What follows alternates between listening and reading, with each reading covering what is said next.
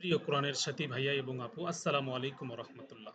তৃতীয় ক্লাসটি আমরা যেভাবে করব, গত ক্লাসের কুইজের উত্তর বিশ্লেষণ এবং তার মূল্যায়ন, ফেল বা ভার্বের অভ্যন্তরীণ অক্ষরের পরিচয়, অনতীত বর্তমান ভবিষ্যৎকালের ক্রিয়ার পরিচয়, 6 থেকে 10 নং ক্রিয়াপদ ভার্ব মনে রাখার উপায়, 16 থেকে 30 নং শব্দ মনে রাখার উপায় সম্পর্কে আমরা আলোচনা করব।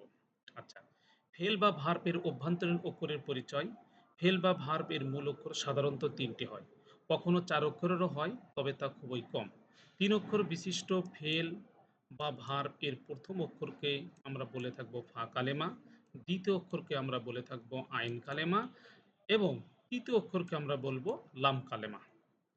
যেমন শব্দটি এসেছে ফাআলা, এই শব্দের প্রথম হরফটাকে আমরা বলবো ফা কালেমা, দ্বিতীয় হরফটাকে আমরা বলবো আইন কালেমা, তৃতীয় হরফটাকে বলবো আমরা লাম কালেমা।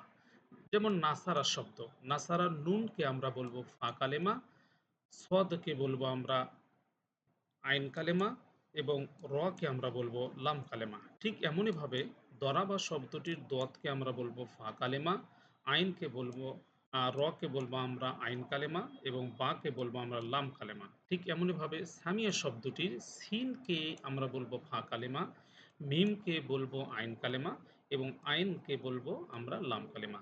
তাহলে এই কয়েকটি উদাহরণ থেকে আমরা বুঝতে পারি 3 হরফ অক্ষর বিশিষ্ট যে শব্দ গঠিত হবে তার প্রথমটাকে আমরা ফা কালেমা ধরব, দ্বিতীয়টাকে আমরা আইন কালেমা ধরব এবং তৃতীয় কালেমাকে আমরা লাম কালেমা ধরব। এবার আসেন রুট বা শব্দ, রুট বা মাদ্দা। রুট বা মাদ্দা কাকে বলে? শব্দের মূল হরফকে আমরা রুট বা মাদ্দা বলবো। যেমন এখানে এসেছে আংজারা, এই আংজারা শব্দটি নুন জাল র থেকে এসেছে। এই নুন জাল র এই 3টি হরফ হচ্ছে এই শব্দটির মাদ্দা। আবার সাব্বাহা, এই সাব্বাহ শব্দের মূল হরফ কে সিন বা হা, সুতরাং এই সিন বা হাকে আমরা বলবো সাব্বাহা শব্দের মাদ্দা। এরপর চলুন আমরা দেখব ফেলে মুজারে, অনতীত বা বর্তমান ও ভবিষ্যৎকালীন ক্রিয়া। ফেলে মুজারে দ্বারা অনতীত অর্থাৎ বর্তমানকাল এবং ভবিষ্যৎকালের অর্থ প্রদান করে থাকে। যে ফেল দ্বারা বর্তমান এবং ভবিষ্যৎকালের অর্থ প্রদান করে থাকে তাকে আমরা ফেলে মোজারে বলি। যেমন সে বা তারা পরে পড়ছে পড়বে, সে বা তারা বলে বলছে বলবে, তুমি বা তোমরা তৈরি করো করছো করবে, আমি বা আমরা যাই যাচ্ছি বা যাব।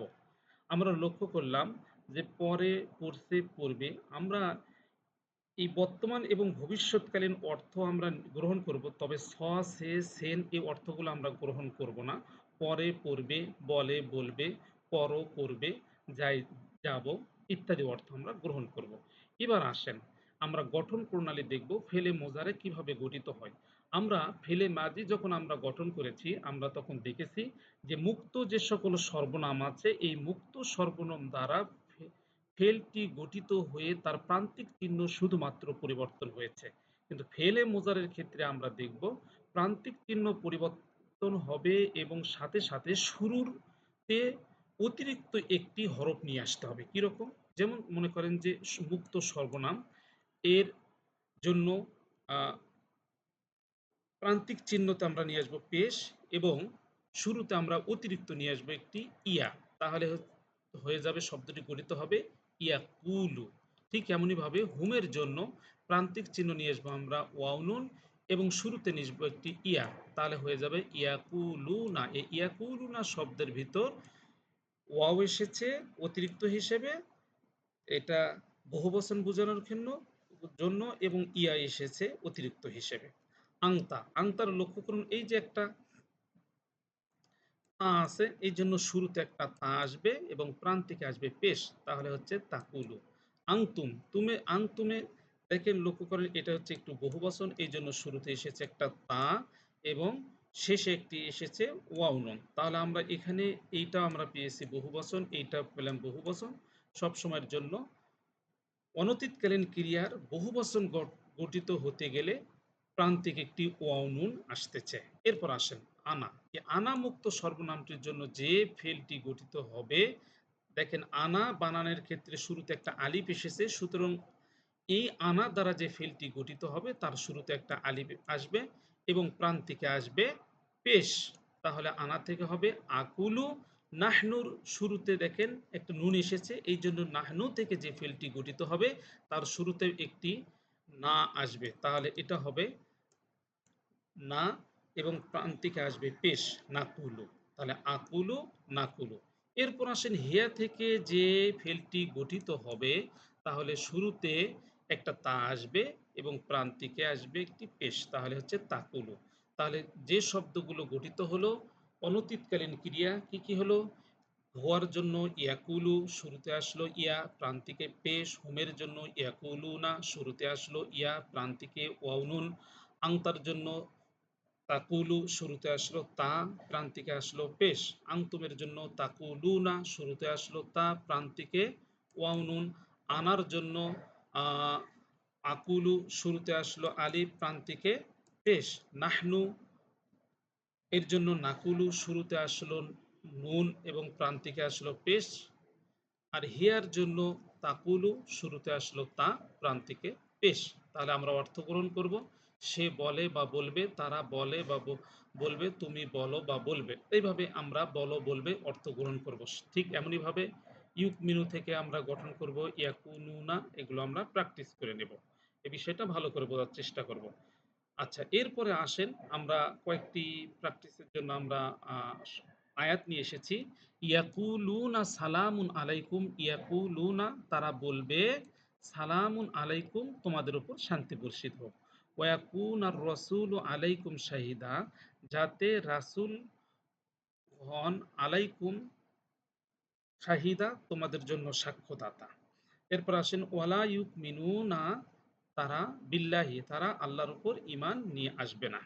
আচ্ছা, এরপর আসেন আমরা আরো কিছু প্র্যাকটিস দিয়েছি। এই প্র্যাকটিসগুলো আপনারা দেখে দেখে শুধুমাত্র পড়ার চেষ্টা করবেন। এরপর আমরা ক্লাসে ভালো করে বুঝে দেব। এই আমরা অনতীতকাল নিয়ে আমরা প্রাইমারি গ্রুপে আমরা যে ১, ২, ৩, ৪, ৫, ৬ এই ৬টি আমরা যে বাব অর্থাৎ গ্রুপ ১ নাম্বার গ্রুপে শিখব, সেগুলিতে আপনারা প্র্যাকটিস করবেন। এরপর আসেন অনাতীতকালীন ক্রিয়া প্রেজেন্ট ফিউচার টেন্স চেনার উপায়। আচ্ছা, শব্দের শুরুতে আমরা দেখতে পেলাম শব্দের শুরুতে একটা আলিফ তা ইয়া নুন এর যে কোনো একটা নিয়ে আসতে হবে এবং শেষে পেশ দিতে হবে, তাহলে আমরা অনতীতকালীন আহ, ক্রিয়া গঠিত হবে। তাহলে এটা মনে রাখার দুটি উপায়, একটা হলো ইয়া তা আলিফ নুন এই চারটি আসবে, অথবা আতায়না শব্দটি মনে রাখতে পারেন আলিফ তা ইয়া নুন। এরপর আসেন অত্যন্ত গুরুত্বপূর্ণ একটি বিষয়, সেটি হলো ২ নাম্বার আরবিতে ক্রিয়া বা ভার্ব এর শুরুতে আলিফ লাম, শেষে তানবিন অর্থাৎ ২ জবর ২ জের ২ পেশ এবং শেষে গোলতা থাকবে না। অর্থাৎ আরবিতে যতগুলো ফেল গঠিত হয়ে থাকে সমস্ত ফেলের শুরুতে কখনোই আলিফ লাম থাকবে না, কখনোই শেষে তানবিন থাকবে না এবং কখনোই গোলতা থাকবে না। এরপর ৩ নাম্বার যেটা আসেন, শব্দের শেষে এক বচনে পেশ জবর জজম সাকিন হবে, অথবা বহু বচনে ওয়াউনুন অথবা ওয়াও আলিফ হবে। এরপর আসেন অনতীতকালীন যে সকল ক্রিয়া, এই সকল ক্রিয়ার পূর্বে সাধারণত কখনো কখনো আমরা দেখব সিন, সাউপা, ওয়াসাউফা, ফাসাউফা, ওয়ালাসাউফা, ফালাসাউফা এই শব্দগুলো আসতে পারে। এই শব্দগুলো দেখে আমরা বুঝে নেব এরপরে যে ফেল বা ক্রিয়াটি আসবে এগুলো অনতীতকালীন ক্রিয়ার অর্থ প্রদান করবে। যেমন সায়াসলা নারা, অচিরেই তাকে আগুনে নিক্ষেপ করা হবে। সাউপা আস্তাক ফিরিলাকুম, ইয়াকুব আলাইসাল্লাম বলেছেন আমি তোমাদের মাগফিরাতের জন্য দোয়া করব খুব শীঘ্রই। ওয়াসাউপা তা আলামনা, শীঘ্রই তোমরা জেনে যাবে। ফাসাউপা ইয়াতিহিম, শীঘ্রই তো তাদের নিকট আসবে। ওয়ালা সাউপা ইউতিকা, শীঘ্রই তোমরা শীঘ্রই তোমরা পেয়ে যাবে। ফালা সাউফা তাআলামুন, শীঘ্রই তোমরা জানবে। বর্ণিত শব্দগুলো অনতীতকালের পূর্বে বসে শব্দগত কোনো পরিবর্তন না করে নিকটতম অর্থাৎ অচিরেই এর অর্থ ঘটবে বা অর্থ প্রকাশ করবে। এরপর আসেন ২ নাম্বার যে আমরা নোট দিয়েছি, এই ২ নাম্বার বিষয়টি অত্যন্ত গুরুত্বপূর্ণ। একটা হচ্ছে নুনের তাকিদ আর একটা হলো লামের তাকিদ। অনতীতকালীন ক্রিয়ার শুরুতে লাম আসবে এবং শেষে নুন আসবে, আসার পর অবশ্যই অবশ্যই অর্থ প্রদানকারী অর্থ গ্রহণ করবে। তাহলে এই ক্ষেত্রে কি হবে? এক্ষেত্রে এক বচনের ক্ষেত্রে এক ধরনের অর্থ প্রদান করবে, বহু বচনের ক্ষেত্রে আরেক ধরনের আরেকভাবে গঠিত হবে। এক বচনের ক্ষেত্রে যে শব্দটি গঠিত হবে তার নুনে তাকিদ এর পূর্বে যে শব্দটি আসবে তাতে জবর গ্রহণ করবে। নুনে তাকিদের পূর্বে যে শব্দটি আসবে তাতে যখন জবর গ্রহণ করবে দেখে আমরা বুঝে নেব এটা হচ্ছে একবচন। আবার নুনে তাকিদের পূর্বে যে হরফটি আসবে তাতে যদি পেশ আসে তাহলে আমরা পেশ দেখে বুঝে নেব এটি বহুবচন। তাহলে নুনে তাকিদ বা লামে তাকিদ শব্দটি গঠিত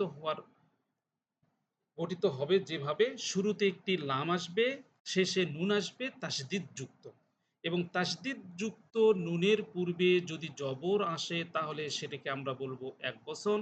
তাসদিদ যুক্ত নুনের পূর্বে যদি পেশ আসে তাহলে সেটিকে আমরা বলবো বহু বচন। আর আমরা ফেলে মোজারেতে আমরা দেখলাম বহু বচনের ক্ষেত্রে ওয়াও নুন থাকে।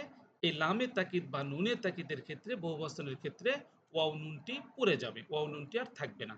যেমন লা তার বুন্না, লায়াকু লুন্না শব্দটি মূলে ছিল লায়াকু লুন্না, এখানে একটি এই জায়গাটাতে একটি ওয়াও ছিল, সেই ওয়াওটি উঠে গেছে। লা তুস আলুন্না, লায়াক ফুরুন্না। আজকের আমাদের ক্লাসের পড়া এতটুকুই। ক্লাসে আমরা আরো ভালো করে বুঝবো ইনশাআল্লাহ তাআলা। আসসালামু আলাইকুম ওয়া রাহমাতুল্লাহ।